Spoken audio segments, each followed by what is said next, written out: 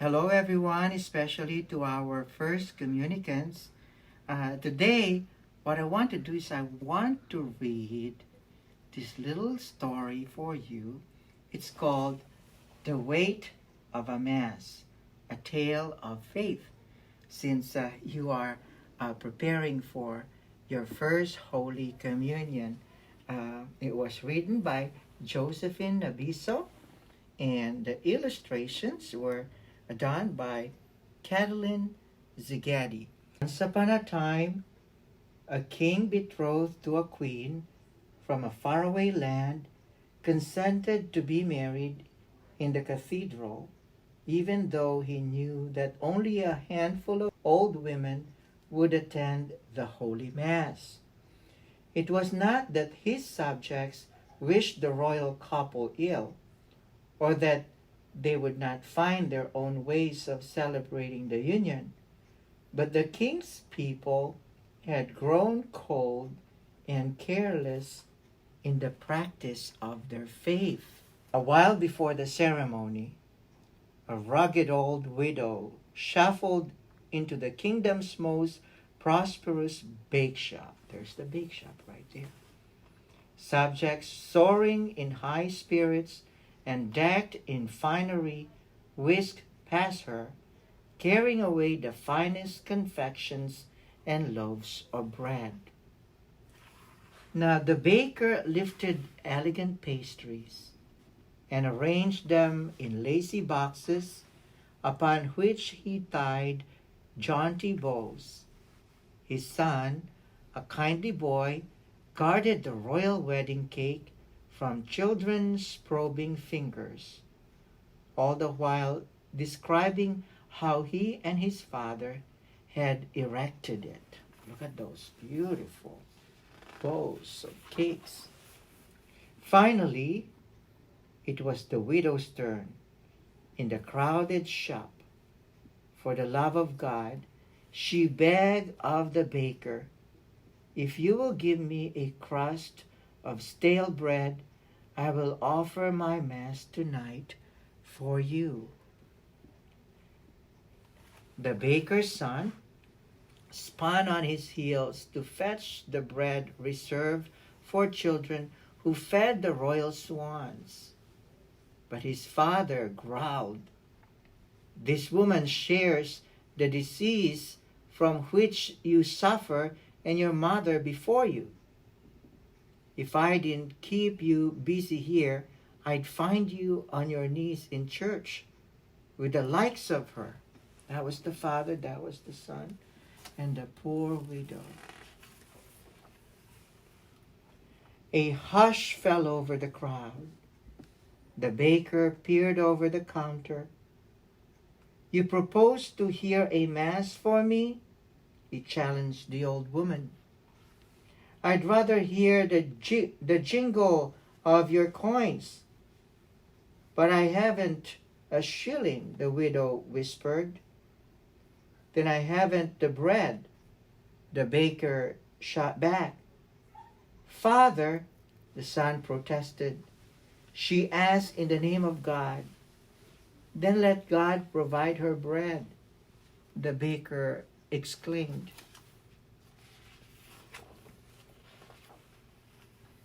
The widow turned to leave, but the baker had not finished taunting her. "Let us see how much bread I would owe you," he said. He tore a tiny corner off his finest tissue paper and read aloud as he formed two minuscule words: "One Mass."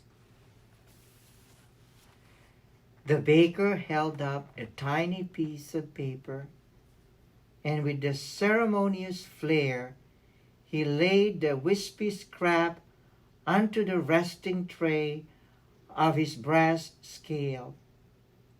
He then flicked a slice of old bread onto the other tray.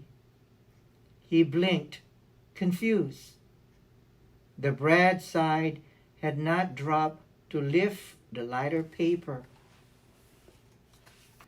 "Impossible," the baker exclaimed, placing a marzipan apple unto the bread side. Still, the tray holding the paper stayed down. The baker piled layered cake unto the tray, but this did not tip the scale. He stacked his best cherry-top cupcakes unto the balance, but they did not make the difference. Brushing past his son, he swept heavy, filled chocolates into a box. Still, the scale did not budge when he placed those on it too. He arranged 12 poppy seed cakes and 24 rolls unto the pile. The paper outweighs his goods, a man exclaimed. See all the heavy, delicious cakes and breads. The Royal Council of Weights and Measures tested the scale just last week, the baker protested. Something's gone wrong with it. The baker's son lifted the tiny scrap of paper off the scale, and a gas went up as the baked goods crashed down with a jangle. Everyone began speaking at once. What can this mean? They asked each other. The crowd quieted to watch as the baker emptied the heavy tray and tested the scale with all his weights, even those smaller than game pieces. The scale responded to every change, floating up and down. See the scale there? It was putting all kinds of stuff. The scale is correct, a woman exclaimed. Of course it's correct, the baker bellowed. I'm an honest man.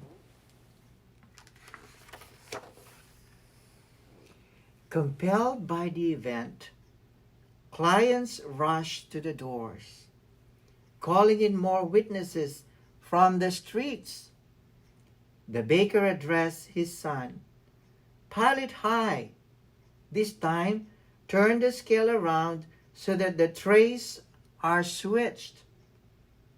The breads and buns, candies and cakes brought their side down with a satisfying thud. Now, the baker said as he let the snippet of paper float down toward the new tray, we'll see the truth.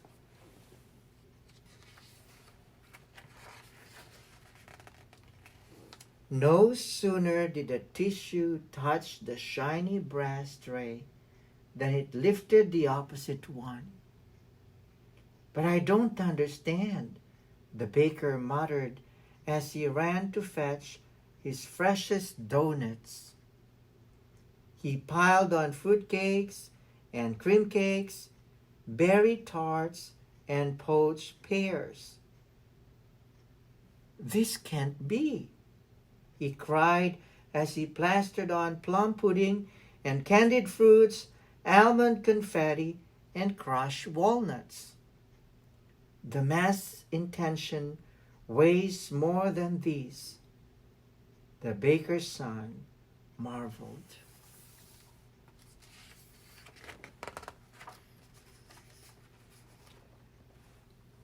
The baker was beside himself with bewilderment. He turned to his son. Don't think I don't know that you would abandon the baking trade to become a priest, he warned. And don't think any of this will influence me. He took a deep breath. Bring me the royal wedding cake. As the baker's son rolled the cake's cart through the crowd, it parted, respectfully lest the prized confection get damaged. That's a beautiful cake, isn't it? On the count of 3, the baker ordered his son, help me get it onto the scale. This will put an end to the nonsense. 1, 2, 3. The wedding cake teetered on the top of the pile. The paper on which the baker had written the words, "One Mass," and hadn't even fluttered. The baker and his clients stood dumbfounded. Wow, look at that pile already, and that one Mass right there. Just then, the cathedral bell began tolling the call to the royal wedding Mass. The baker's son stood over the piece of paper, staring at it. See? Looking at that little piece that says, "One Mass." When he lifted it from the scale, hands surged forward to rescue the wedding cake as the things beneath it crashed down with a weighty clang. A man went out into the street and took up the Ave Maria. The bells were tolling.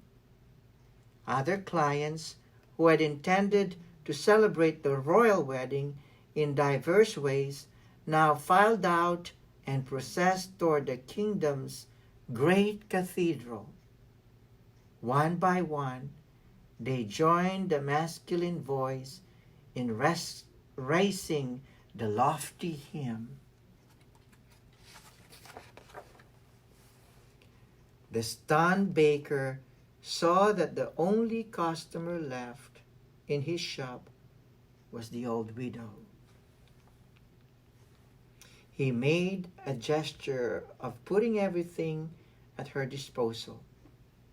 "Come every day," he told her. "You will never go hungry again." The widow smiled and tucked only a thin slice of bread into her pocket. As the baker watched his son unbutton his white apron, the father sensed that one day the boy would be exchanging it for a white collar. See this white collar right here?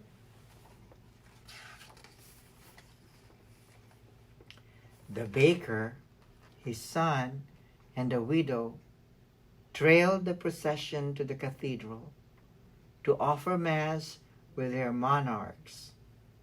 Amidst the singing and the exclamations of wonder and joy, the baker asked the old lady, "Why did you take only a slice when you could have had anything and everything in my shop?" "I was ashamed to take more," the widow told him. "Ashamed?" the baker asked. "But it was you who believed in God's power while the rest of us had grown cold." "I was ashamed," the widow explained, "because even though I have never given up going to Mass, I ask you only for a crust of stale bread in exchange for it."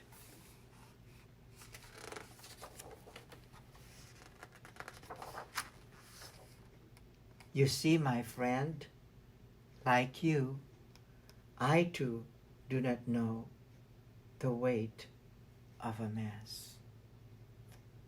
Isn't that beautiful? It gives me goosebumps. Boys and girls, whenever we celebrate the holy sacrifice of the Mass, you know who comes to us, especially when we receive Holy Communion? The Creator of everything.